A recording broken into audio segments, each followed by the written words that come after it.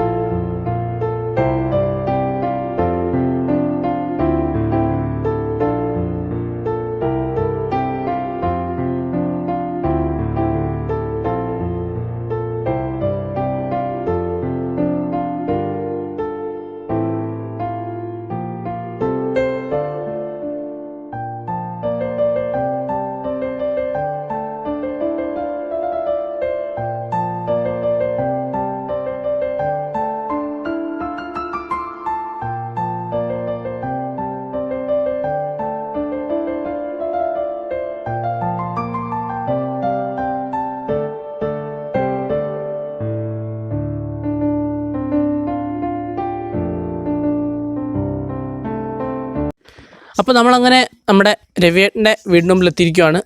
ഇതാണ് ഗ്രഹനാഥനും സാമൂഹിക രാഷ്ട്രീയ പ്രവർത്തനം കൂടെ ആയിട്ടുള്ള നമ്മുടെ രവിയേട്ടൻ. അപ്പോൾ നമുക്ക് രവിയേട്ടനെ പരിചയപ്പെടാം. രവിയേട്ടനെ പ്രേക്ഷകർക്കായിട്ടൊന്ന് പരിചയപ്പെടുത്തി കൊടുത്തോളൂ. ഞാനാണ് ഈ വീണ്ടും ഗൃഹനാഥൻ. ഇപ്പോൾ എൻ്റെ പേര് രവിയാണ്. ഞാൻ കൃഷിയും ചെറിയൊരു പൊതുപ്രവർത്തനമായിട്ട് ജീവിച്ചു പോകുന്നു. എൻ്റെ പ്രദേശം വയനാട് ജില്ലയിലെ മാനന്തവാടി ഗ്രാമപഞ്ചായത്തിലെ ഒരു കഴുക്കോട്ടൂർ കൊച്ചു ഗ്രാമപ്രദേശമാണ്. ഇവിടെ കൃഷിയായിട്ടങ്ങനെ ജീവിച്ചു പോകുന്നു. രവിയേട്ടൻ്റെ അറിവിൽ നമ്മുടെ ഈ ഒരു വീടിന് എത്ര കൊല്ലത്തെ പഴക്കമുണ്ടാവും? പിന്നെ ഏകദേശം എത്ര കുടുംബങ്ങളോളം ഇവിടെ താമസിച്ചായിട്ട് രവിയേട്ടന് അറിയാം? ഈ വീടിൻ്റെ ഒരു പഴക്കം നമുക്ക് നിർണ്ണയിക്കാൻ കഴിയില്ല. ഏതാണ്ട് എൻ്റെ ഒരു ഉദ്ദേശലക്ഷ്യം വെച്ച് പറയുകയാണെങ്കിൽ 150-ലേറെ പഴക്കമുണ്ട് എന്നാണ് ഞാൻ പ്രതീക്ഷിക്കുന്നത്. പിന്നെ ഇവിടെ എൻ്റെ അച്ഛനും അച്ഛൻ്റെ അച്ഛൻ മുതൽ ഇവിടെ ഉള്ളതാണ്.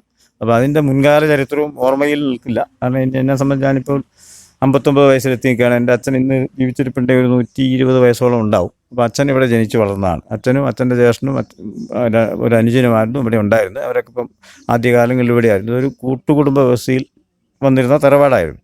ഇപ്പം എല്ലാം മാറി. ഇപ്പോൾ അവരൊക്കെ വേറെ വേറെ വീടുകളിലാണ് താമസിക്കുന്നത്. ഇപ്പം ഞാനും എൻ്റെ ഭാര്യയും എൻ്റെ മകനും മാത്രമാണ് ഇവിടെ ഉള്ളത്. അപ്പോൾ വീടിൻ്റെ ഒരു കാലപ്പഴക്കം നിർണ്ണയിക്കാൻ പറ്റില്ല. ഏതാണ്ട് നൂറ്റാണ്ടുകൾക്ക് മുമ്പ് ഈ നാട്ടിലെ ആദ്യത്തെ ഒരു ഓടിട്ട വീട് എന്ന് തന്നെ പറയാം. ആ വീടിൻ്റെ അതേ അവസ്ഥയിൽ തന്നെ ഇന്ന് അത് നിലനിൽക്കുന്നുണ്ട്. അതാണ് ഇപ്പോൾ ഒരു പൊതു വീടിനെക്കുറിച്ച് പറയാവുന്ന ചിത്രം.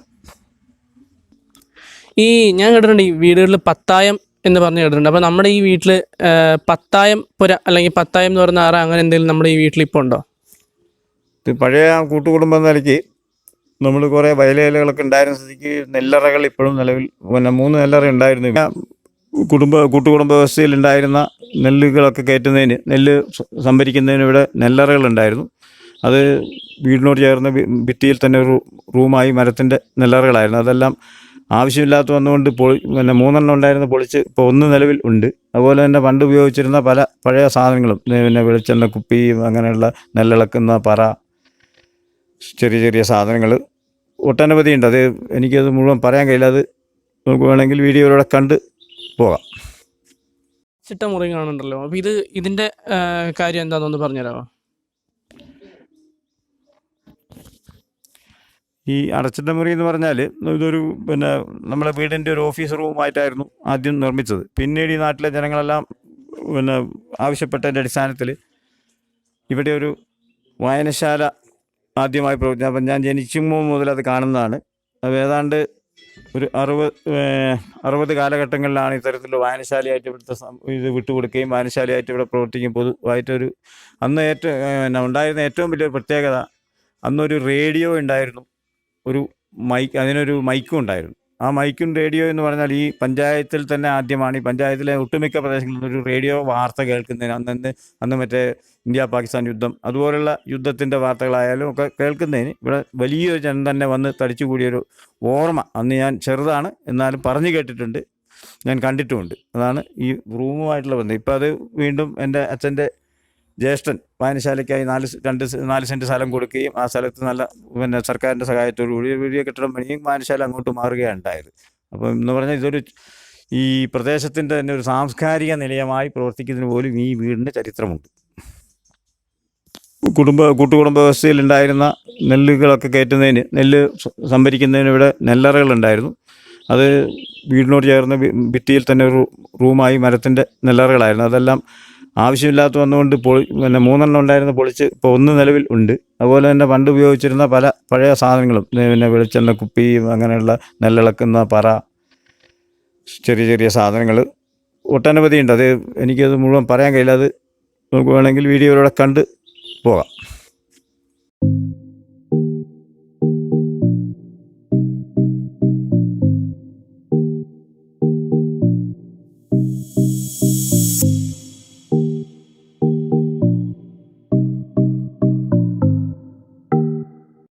കാലാകാലങ്ങളായിട്ട് നമ്മൾ ഇൻട്രോയിൽ പറഞ്ഞ പോലെ തന്നെ ചാണകം മെഴുകി സംരക്ഷിച്ച് വരുന്നൊരു തറയാണ് നമ്മുടെ ഈ വീടുള്ളത്. പണ്ട് കാലങ്ങളിലൊക്കെ വീടിന് ചാണകം മെഴുകിയ തറയാണെന്ന് ഇങ്ങനെ പറഞ്ഞിരുന്നു, പക്ഷെ ഞാനിത് ആദ്യമായിട്ടാണ് കാണുന്നത്. ഇപ്പോൾ കാലാകാലങ്ങളായിട്ട് ചാണകം മെഴുകി വരുന്നൊരു തറയാണ് നമ്മളിപ്പോൾ ഈ കാണുന്ന ഈ ഒരു തറവാടിനുള്ളത്. ഇത് നൂറ്റാണ്ട് പഴക്കമുള്ള ഒരു കസാരയാണ്, ചാരുകസാരയാണിത്. അപ്പൊ ഇതിനെപ്പറ്റി നമ്മുടെ രവിയേട്ടൻ എന്താ ഒരു ചരിത്രം ആയിട്ട് പറയുന്നത്? ഈ കസേരയുടെ ചരിത്രം എന്ന് പറഞ്ഞാൽ ഞാൻ ജനിക്കുമ്പോൾ, ഞാൻ നേരത്തെ എൻ്റെ വയസ്സ് പറഞ്ഞു കഴിഞ്ഞതാണ്, ജനിക്കുമ്പോൾ ഇതേ അവസ്ഥ നിലകൊള്ളുന്നുണ്ട്. അപ്പോൾ എൻ്റെ അച്ഛൻ്റെ അച്ഛനും ഇരുന്ന കസേരയാണ് എന്നാണ് ഇതിൻ്റെ കാലപ്പഴക്കം കൊണ്ടും ഇതിൻ്റെ തേയ്മാനം കൊണ്ടും എനിക്ക് മനസ്സിലായിട്ടുള്ളത്. അപ്പം രവിയേട്ടൻ നമ്മൾ തുടക്കത്തിൽ പറഞ്ഞിരുന്നല്ലോ ഈ പഴയകാല സാധനങ്ങൾ ഇവിടെ ഇപ്പോഴും സൂക്ഷിക്കുന്നുണ്ടെന്ന്. അപ്പൊ അതൊന്ന് കാണിച്ചു തരാമോ? എല്ലായിടത്തും കൊണ്ടുപോയി ഇരുത്തിന്റെ വില വെച്ചിട്ടുണ്ട്. അത്യാവശ്യം സാധനങ്ങളുണ്ട്, ഓരോന്ന് വേണമെങ്കിൽ എടുത്ത് പരിചയപ്പെടുത്തി തരാം. ഇത് എണ്ണക്കിണ്ണം ഉണ്ട്. നമ്മൾ താഴെ വലിയൊരു പുരാന കുളമുണ്ട്. കുളത്തിൻ്റെ അടുത്തൊരു കുളിപ്പുര ഉണ്ടായിരുന്നു. അവിടെ വെള്ളം ചൂടാക്കി അവിടെ കൊണ്ട് കുളിക്കാൻ ഉപയോഗിക്കുന്ന, ഇവിടുന്ന് വെളിച്ചെണ്ണ എടുത്തിട്ട് പോകുന്ന ഒരു പാത്രമാണ്. പഴയ ഇതൊക്കെ 100 കൊല്ലത്തിന് മുമ്പ് പഴക്കമുള്ള പഴയ ആളുകൾ ഉപയോഗിച്ചിരുന്നതാണ്. ഇപ്പോൾ ഇതൊന്നും ഉപയോഗിച്ചത് പഴയ ഓടാണ്. നമ്മുടെ പഴയ അമ്മമാർ പിന്നെ കഞ്ഞി വെച്ചിട്ട് ഊറ്റുന്ന അടിച്ചൂറ്റി എന്നാണ് ഞങ്ങളുടെ ഭാഷയിൽ പറയുക. ഇതൊക്കെ വലിയ നല്ല വിലപിടിപ്പുള്ള മരങ്ങളാണ്. ഇത് പഴയകാല മെതിയടി എന്ന് പറയുമ്പം പണ്ടത്തെ ചെരുപ്പ് ഉപയോഗിച്ചിരുന്ന ഈ ചെരുപ്പ് രണ്ടർത്ഥത്തിനാണ് ഉപയോഗിക്കുന്നത്. ഈ ചെരുപ്പിട്ട് നടന്നാൽ മറ്റ് ടേട്ട എന്നുള്ള ഒച്ച കൊണ്ട് പാമ്പ് ഇഴജാതികളുടെ ഉപദ്രവമൊന്നും ഉണ്ടാവില്ല. പണ്ട് ചെരുപ്പൊന്നും രംഗത്തിറങ്ങാത്ത കാലഘട്ടത്തിലുള്ളതാണ്. ഇതൊക്കെ വേറെ പഴക്കമുള്ളതാണ്. ഇതിന്റെ പഴക്കം ഒരു നിർണാതീതമാണ്. ഇതിനെന്താ പറയുക? ഇത് മറ്റേ പണ്ട് ഉപയോഗിച്ച ഈ മഷി ഒഴിച്ച് വെച്ചിട്ട് മഷിയിൽ കോല് കുത്തിയാണല്ലോ പണ്ട് എഴുതിക്കൊണ്ടിരിക്കുന്നത്. അതിനുള്ള ഒരു മഷിക്കുപ്പി. ഇത് പിന്നെ വാലില്ലാത്ത കിണ്ടിയാണ്. പൂജ ആവശ്യങ്ങൾക്കും ഒക്കെ ആയിട്ട് നമ്മളെ പുരാണവുമായി ബന്ധപ്പെട്ട വെള്ളം എടുത്തിട്ട് നടത്തുന്നതിന് വേണ്ടി ഒരു വാലില്ലാത്ത കിണ്ടി എന്ന് പറയും. അതിന് വാലില്ലാത്ത കിണ്ടി വേറെ ഉണ്ട്. അല്ല, വാലുള്ള കിണ്ടിയുണ്ട്, വാലില്ലാത്ത കിണ്ടിയുണ്ട്. നേരത്തെ ഞാൻ പറഞ്ഞ കുളിക്കാൻ കൊണ്ടുപോകുന്ന എണ്ണ മൊത്തമായി സംഭരിച്ച് വെക്കുന്നതിനുള്ള ഒരു കുപ്പി. ഇതും കുപ്പിയല്ല, ഇതൊക്കെ മണ്ണിന്റെ ചീനഭരണി വിഭാഗത്തിൽപ്പെട്ടതാണ്. നമ്മൾ പറയുന്ന എണ്ണ കുപ്പി എന്നാണ്. ഇതെന്താ സംഭവം? ഇത് പഴയ നമ്മളെ കാരണവന്മാര് അച്ഛന്റെ അച്ഛനൊക്കെ ഉപയോഗിച്ച മുറുക്കാൻ പെട്ടി. ഇപ്പം നമ്മൾ നേരത്തെ കണ്ട ചാരുകസയിൽ ഇരുന്നങ്ങനെ മുറുക്കി ഊണെല്ലാം കഴിഞ്ഞ് ഇരിക്കുന്ന ഒരു സാധനം, അതിനുവേണ്ടി ഉപയോഗിക്കുന്നു. ഇതാണ് നമ്മുടെ രവിയേട്ടന്റെ ചേച്ചി, സഹധർമ്മിണി, എന്തിനും ഏതിനും നല്ല രീതിയിൽ കൂടെ നിൽക്കുന്ന ചേച്ചി. അപ്പം ഇതൊരു പണ്ട് കാലത്തെ ഒരു ചട്ടുകമാണ്. അപ്പൊ ഇതിനെപ്പറ്റി നമുക്ക് ചേച്ചി പറഞ്ഞിരുന്നു. ചേച്ചിയുടെ പേര് ശൈലജ എന്നാണ്. ശൈലജ ചേച്ചി ഒന്ന് പറഞ്ഞു.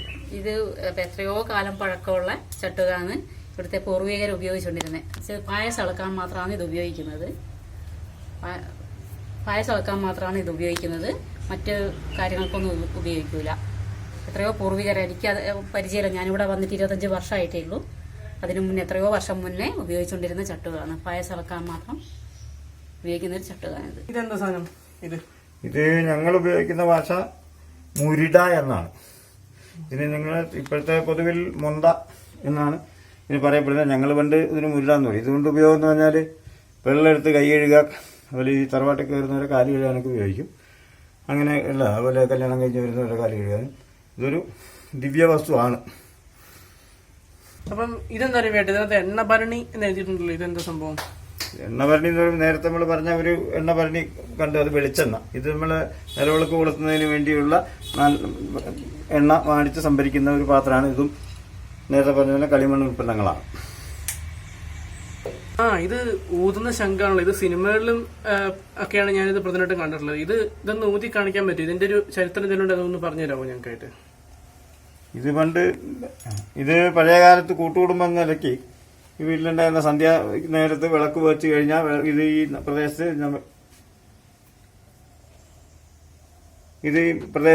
വിളക്ക് വെച്ച് കഴിയുമ്പോൾ ഈ പിന്നെ തറവാട്ടിൽ വിളക്ക് വെച്ചു എന്ന് അറിയിക്കുന്നതിനും സന്ധ്യയെ വിളിച്ചറിയിക്കുന്നു, സന്ധ്യയായി എന്നറിയിക്കുന്ന ഒരു ഉപകരണമായിരുന്നു ശംഖ്. ശംഖ് എന്ന് പറഞ്ഞാൽ വിളക്ക് വെച്ചല്ല, അന്നത്തെ ആ വിളക്ക് വെക്കുന്ന ആരാണോ അവർ ഉച്ചത്തിൽ 3 പ്രാവശ്യം ശംഖ് വിളിക്കാറുണ്ടായിരുന്നു. ഇതിപ്പം കുറേ ആയിട്ട്, കാരണം കൂട്ടുകുടുംബത്തിന് ശേഷം ഒറ്റപ്പെട്ട ഞങ്ങളുടെ അണുകുടുംബമായതിനു ശേഷം ഇത്തരത്തിലൊരു ശംഖൊന്നും ഉപയോഗിക്കാറില്ല എന്നതാണ് ഇതിന്റെ സ്ഥിതി. ഇത് ഊതുക എന്ന് പറഞ്ഞാൽ എനിക്ക് ഇതിന്റെ ഊതിയാൽ ഒച്ച വരുമെന്ന് അറിയില്ല, കാരണം എനിക്കത് ശീലമില്ല. എന്നാലും ഞാൻ ഊതി കാണിച്ചു തരാം. ഇത് ആമാടപ്പെട്ടിയാണല്ലോ. ഇത് എന്താ പറയാ, പണ്ട് ഇതൊക്കെ സിനിമയിൽ മാത്രം കണ്ടുള്ള ഒരു ഇതാണ് എനിക്ക്. ഇതൊക്കെ കാണുമ്പോൾ ഒരു കൗതുക. ഇതിനെ പറ്റിയിട്ടൊന്ന് പറഞ്ഞുതരാമോ? ഇത് പിന്നെ ഈ പെട്ടി ഉപയോഗിക്കുന്നത് എന്താണെന്ന് നമ്മൾ കേട്ട് കേൾവി എനിക്കുള്ളൂ. കാരണം ഞാൻ ഇപ്പോഴത്തെ ഒരു വ്യവസ്ഥയിലല്ല, ഇപ്പോഴത്തെ നോട്ടിന്റെ വ്യവസ്ഥയല്ല. പണ്ട് നാണയവും ഓട്ട നാണയങ്ങളും ഇട്ടിരുന്ന ഒരു ആവാളപ്പെട്ടിനെ പറയാൻ പറ്റുള്ളൂ. അതൊക്കെ ഞാൻ പോലും നിങ്ങളെ പോലെ തന്നെയാണ്, ഞാൻ ഇതിലൊരു അപരിചിതനാണ്. ഇത് പഴയകാലത്തെ തൂക്കാൻ ഉപയോഗിച്ചിരുന്ന സ്വർണ്ണമാണ്. ഇവിടെ പഴയകാലം എന്ന് പറയുമ്പോൾ ചിലപ്പോൾ പച്ചമരുന്നോ അങ്ങനെയുള്ള സംഗതികളോ ഒക്കെ ആയിട്ട് പലതിനും എന്തിനൊക്കെയാണെന്നുള്ളത് ഇന്നത്തെ കെട്ടി ഇന്ന് നമ്മൾ ഉപയോഗിക്കുന്നില്ല. ഇത് കഴിഞ്ഞ ദിവസം ഞങ്ങൾ പൊടി തെറ്റിയെടുത്തപ്പോൾ കണ്ടതാണ്. എന്തായാലും ഇതൊരു തുലാസാണ്, തുലാസ് എന്നാണ് ഞങ്ങൾ പറയുക. ഇത് പഴയ കാലങ്ങളിൽ വിശേഷ ദിവസങ്ങളിൽ വീടുകളിൽ പൂജ ചെയ്യുമായിരുന്നു. ഇവിടെ ഈ തറവാടില് ആ സമയത്ത് പൂജ ചെയ്യുന്ന സമയത്ത് ഇങ്ങനെ മുട്ടിക്കൊണ്ടിരിക്കുന്ന ഇലത്താളം എന്നാണ് ഇതിന് പറയുന്നത്. അങ്ങനെ മുട്ടിക്കൊണ്ടിരിക്കുന്ന ഇത്. ഇപ്പം ഇത് ഉപയോഗിക്കുന്ന പഴയ കാലങ്ങളിൽ വയനാട്ടിൽ എല്ലാ വീടുകളിലും ഉണ്ടാകുന്ന ഒരു പാത്രമാണ് ഇത്. കാപ്പി വെക്കാനും വയനാട്ടുകാർ ഒന്നിച്ച് കാപ്പി വെക്കാനും വേണ്ടി ഉപയോഗിക്കുന്ന ഒരു പാത്രമാണ്. ഇത് പിച്ചള പാത്രങ്ങൾ. വെറ്റില ചെല്ലത്തോടൊപ്പം ചുണ്ണാമ്പ് വെക്കുന്ന പാത്രമാണിത്, ചുണ്ണാമ്പ് പാത്രം. ഇത് പഴയ കാലത്തുള്ള കത്തിയമ്പ് എന്ന് പറയും. ഇത് പഴയ കാലത്ത് ഈ മൃഗങ്ങളെ കഴിയുന്ന കത്തിയമ്പ്. ഇത് പണ്ട് കാലത്ത് നെല്ലളക്കുന്ന പറ. ഇതിലാണ് നെല്ലളന്നു കൊണ്ടുവന്ന്.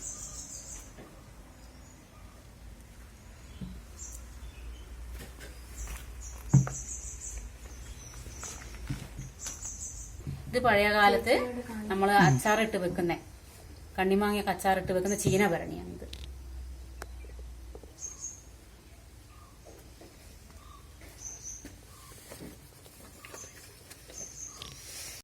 പഴക്കമുള്ള താളിയോല ഗ്രന്ഥങ്ങൾ നമ്മുടെ ഈ വീട്ടിലുണ്ട്. അപ്പോൾ അതിനെപ്പറ്റി നമ്മുടെ രവിയുടെ ചേച്ചി നമുക്കതൊന്ന് പരിചയപ്പെടുത്തി തരും. ഇത് നൂറ്റാണ്ട് പഴക്കമുള്ള രാമായണം ഗ്രന്ഥമാണ്, താളിയോല ഗ്രന്ഥമാണ്. ഇത് നൂറ്റാണ്ടുകൾ പഴക്കമുണ്ട് ഇതിന്.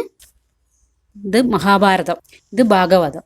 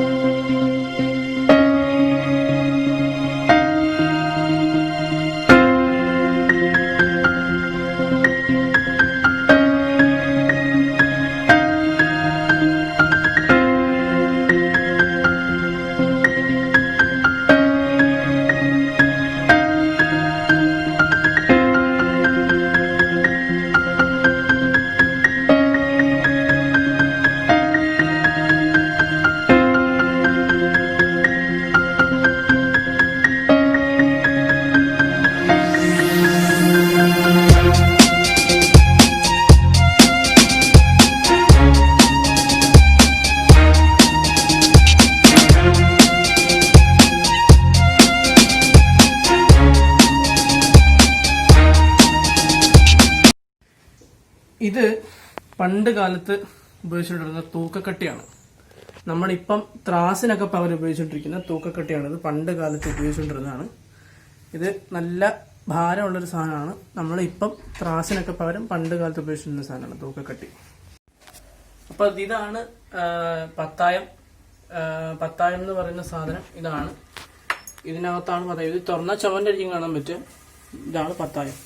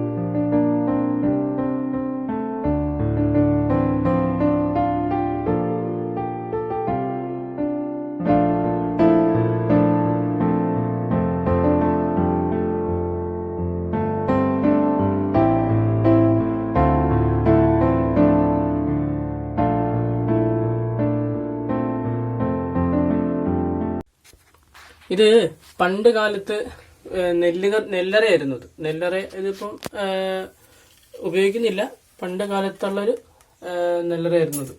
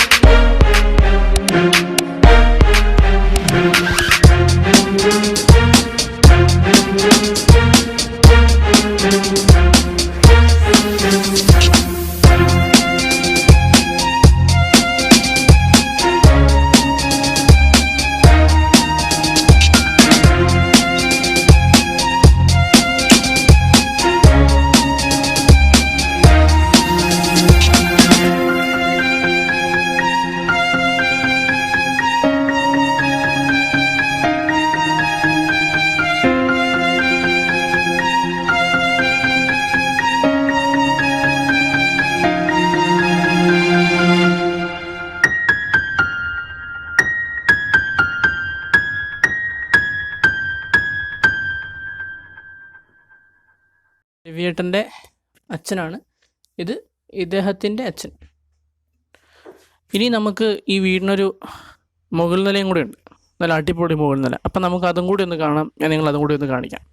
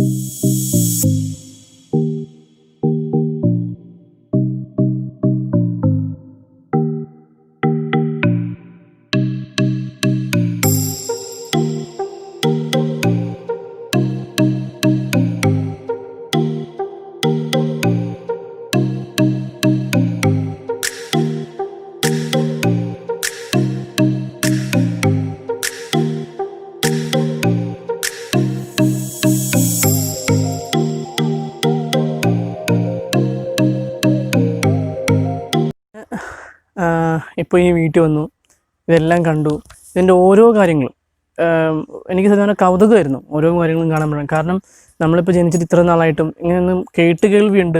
ആമാടപ്പെട്ടി, ശംഖ്, പിന്നെ മറ്റ് പല സാധനങ്ങളും, പിന്നെ ഈ വീടിൻ്റെ തന്നെ പല നെല്ലറകൾ, അങ്ങനെയുള്ള പല കാര്യങ്ങളും നമ്മൾ തന്നെ കേട്ട് കേൾവി മാത്രമേ ഉള്ളൂ. പിന്നെ പലപ്പോഴും സിനിമകളിലൊക്കെ കണ്ടിട്ടുണ്ടെന്നല്ലാതെ, പിന്നെ ചാണകം മെഴുകിയ തറ, അതാണ് ഇതിൻ്റെ ഏറ്റവും വലിയ പ്രധാനപ്പെട്ട കാര്യം. ഇതൊക്കെ നമ്മൾ സിനിമകളിൽ കേട്ടിട്ടുണ്ടെന്നല്ലാതെ ഇതൊന്നും നേരിട്ട് കാണാനുള്ളൊരു ഭാഗ്യം ഇതുവരെ കിട്ടിയിട്ടില്ല. അപ്പം എനിക്ക് വ്യക്തിപരമായിട്ട് ഇത് സംരക്ഷിച്ചു പോരണം, അല്ലെങ്കിൽ സംരക്ഷിക്കണം, എല്ലാവരും കാണണം, ഒരു കൗതുകകരമായ കാഴ്ച അത് കാണാത്തവർക്ക് എന്നൊക്കെയാണ്, ഇത് സംരക്ഷിച്ച് വരണം എന്നൊക്കെയാണ് ഇത് കാണുമ്പം എനിക്ക് തോന്നുന്നത്. അപ്പം ഒരു ഗ്രഹനാഥ എന്ന നിലയിൽ ചേച്ചിക്ക് ഇത് സംരക്ഷിക്കുന്നതിനെ പറ്റി അല്ലെങ്കിൽ സംരക്ഷിച്ച് പോരുന്നതിനെ പറ്റി ഉള്ള അഭിപ്രായം എന്താണെന്ന് നമ്മുടെ പ്രേക്ഷകരോട് ഒന്ന് പറയാമോ?